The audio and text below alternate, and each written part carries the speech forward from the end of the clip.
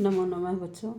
आज हम अपठित अनुच्छेद संख्या 10 अभ्यास नंबर 10 करेंगे। 9 तक हम कर चुके हैं। तो आइए सबसे पहले गद्यांश की रीडिंग करते हैं, उसके बाद एक एक प्रश्न वाली लाइन गद्यांश में ढूंढते हैं। ठीक है, तो देखिए, अधुना योग दर्शनस्य चर्चा सर्वत्र भवति। एतत् दर्शनं न केवलम् अति प्राचीनम् अपितु नितान्तं वैज्ञानिकं दर्शनम् अस्ति। महर्षिः पतञ्जलिः योगदर्शनम् उपदिष्टवान्। भारते एव योगदर्शनस्य आविर्भावः अभवत्। योगः देहात्मनः प्रत्यक्षं वैज्ञानिकं साधनम् अस्ति। एतद् दर्शने शरीरस्य मनसः अपि नियमनं वर्णितं। योगस्य परिभाषा अस्ति योगः चित्तवृत्तिनिरोधः। चित्तवृत्तीनाम् अवरोधेनैव योगस्य संसिद्धिः। अस्याम् अवस्थायां जीवः स्वरूपम् अधिगच्छति। योगस्य अष्टाङ्गानि भवन्ति। यम नियम आसन प्राणायाम प्रत्याहार धारणा ध्यान समाधयः चेति। अस्माभिः जीवने सदा योगः सेवनीयः। अतः योगेन जीवने निरोगता आयाति। इसमें क्या बताया गया? योग के बारे में बताया गया है। ठीक है, अब आइए पार्ट आपका एक पदेन उत्तरत। अधुना कस्य दर्शनस्य चर्चा भवति। हम यह लाइन ढूंढेंगे सबसे पहले जिसमें अधुना वर्ड मिलेगा, दर्शनस्य मिलेगा, चर्चा मिलेगा, सर्वत्र मिलेगा, भवति। अब देखिए सबसे पहली ही लाइन है अधुना योग दर्शनस्य चर्चा सर्वत्र भवति। तो आंसर वन वर्ड में देना। कस्य के स्थान पर क्या है? योग दर्शनस्य। ठीक है, नेक्स्ट योग दर्शनम कह उपदिष्टवान। अब आगे चलते जाएंगे। सेकेंड लाइन में देखिए महर्षि पतंजलि योग दर्शनम उपदिष्टवान। कह के स्थान पर यहाँ क्या है?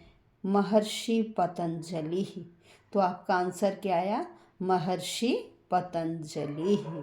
नेक्स्ट है योगस्य कति अंगानि सन्ति। अभी हमने लास्ट की लाइनों में पढ़ा था योगस्य अष्ट अंगानि भवन्ति। तो क्या आंसर आया आपका? अष्ट। नेक्स्ट कुत्र योगस्य आविर्भावः अभवत्। अब हम स्टार्टिंग से देखेंगे। फर्स्ट लाइन में नहीं है, सेकंड में भारते एव योग दर्शनस्य आविर्भावः अभवत्। इन्होंने कहा कुत्र, लाइन मिल गई ना, योगस्य आविर्भाव है तो कहाँ हुआ? भारते, भारत में। क्या आंसर है आपका? भारते। केषाम् अवरोधेन योगस्य संसिद्धि भवति। केषाम् अवरोधेन योगस्य संसिद्धि भवति। अब सेकेंड लाइन में नहीं है, थर्ड में नहीं है, फोर्थ में भी नहीं है। अब फिफ्थ में देखिए चित्तवृत्तीनाम अवरोधेनैव योगस्य संसिद्धि। अब केशाम के स्थान पर क्या वर्ड है? चित्तवृत्ति नाम। क्या है? चित्तवृत्ति नाम। तो आपका आंसर क्या हुआ? चित्तवृत्ति नाम। अब नेक्स्ट देखिए, नेक्स्ट है योगस्य परिभाषा का। योग की परिभाषा क्या है? देखिए ये फोर्थ लाइन में था योगस्य परिभाषा अस्ति योगः चित्तवृत्ति निरोधः है। ये पूरी पंक्ति आपका आंसर है। अब नेक्स्ट पर चलते हैं। नेक्स्ट है अस्माभिः जीवने किमर्थम योगः सेवनीयः। अस्माभिः जीवने किमर्थम योगः सेवनीयः।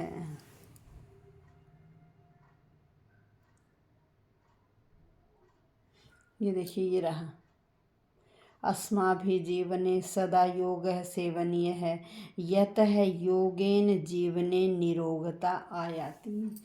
कि योग से जीवन निरोगी होता है।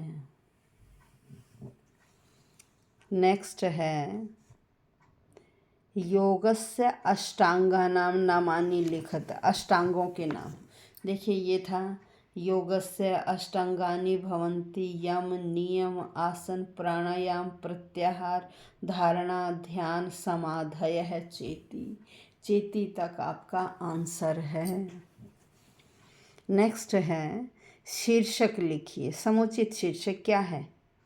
योग दर्शन। किसके बारे में बताया गया है?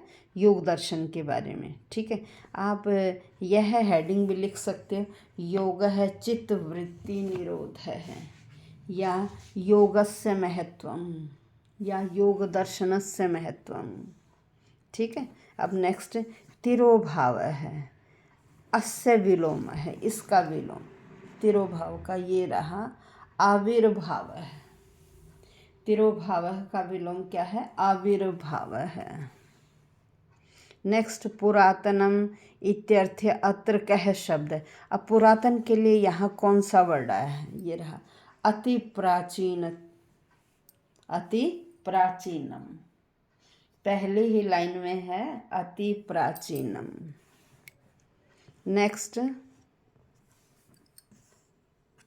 अधुना योग दर्शनस्य चर्चा सर्वत्र भवति अत्र क्रिया। इस वाक्य में आपको क्रिया बताना, तो क्रिया क्या है? भवति। धातु का जो भी लकार उस वाक्य के अंदर दिखाई दे, लकार का रूप, वह आपकी क्रिया होती है। वैज्ञानिकम साधनम अत्र विशेषणम किम। इन दोनों शब्दों में से विशेषण पूछ लिया तो विशेषण क्या है? वैज्ञानिक। क्या है? वैज्ञानिक। धन्यवाद बच्चों।